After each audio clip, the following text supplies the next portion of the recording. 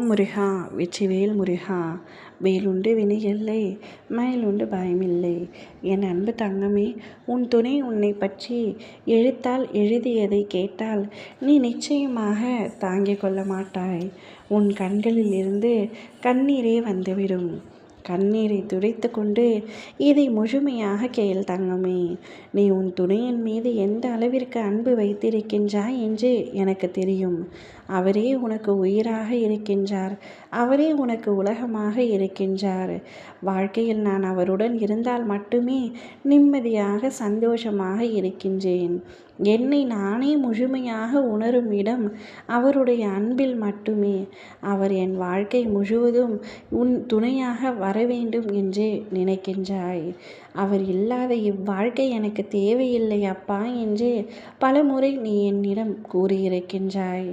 எங்களை பிரிக்க நினைத்தால் என்னுடைய உயிரை கூட நான் விட்டு விடுவேன்.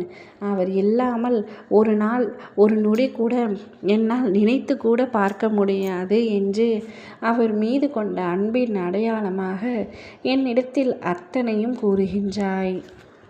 அதே அளவிற்கு உன் துணையும் உன் மீது அன்பு வைத்திருக்கின்றாரா என்ற சந்தேகம் கூட உனக்கு 1% கூட இல்லை.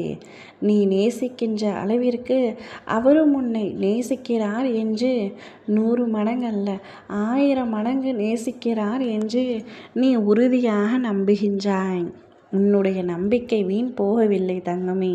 நீ எந்த அளவிற்கு அவர் மீது உயிரை வைத்திருக்கின்றாயோ அதை விட தாண்டி அவர் உன் மீது அதிக அளவிற்கு உயிரை வைத்திருக்கின்றார். உண்மையான அன்பை வைத்திருக்கின்றார். இங்கு பொழுதுபோக்குக்காக பலரும் ஒருவர் மீது ஒருவர் அன்பு செலுத்துகின்றார்கள். ஆனால் உன் துணையோ உன் மீது வைத்திருக்கும் அன்பு அளவற்றது. அம்மா அப்பா அவர்களை தாண்டி ஒரு உண்மையான அன்பு இருக்கும் என்றால் அது உன் துணையின் அன்பு தான். அவர் உன்னை பற்றி ஒரு சீட்டில் எழுதினார்.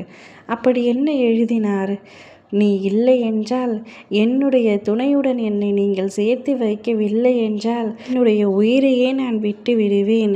அதற்கு மேல் ஒரு நொடி கூட இவ்வுலகில் நான் வாழ விரும்பவில்லை. எப்படியாவது என்னை சேர்த்து வைத்து விடுங்கள் என்று எழுதினார். உருக்கமாக கண்ணீர் வடித்து கொண்டே எழுதினார். அவர் மனதில் எதற்காக இப்படி ஒரு எண்ணம் வந்தது என்று புரியவில்லை. ஆனால் திடீரென்று அமர்ந்து ஒரு சீட்டில் இவ்வாறு எழுதி கொண்டிருந்தார். அதை பார்க்கும் பொழுது உன் அப்பாவாகிய என்னால் நன்றாக புரிந்து கொள்ள முடிகின்றது. ஒருவர் மீது ஒருவர் எந்த அளவிற்கு உண்மையாக அன்பு வைத்திருக்கின்றீர்கள் என்று. நிச்சயம் நான் உங்கள் இருவரையும் பிரித்து வைக்க மாட்டேன். வாழ்க்கையில் ஒன்றாக சேர்வீர்கள். நல்ல தம்பதிகளாக வலம் வருவீர்கள். அனைவரின் ஆசீர்வாதத்தோடும் அனைவரின் சம்மதத்தோடும் உங்கள் இருவருடைய திருமணமும் நன்றாக நடைபெறும். இது உன் அப்பாவின் உத்தரவு. ஓம் முருகா வெற்றிவேல் முருகா.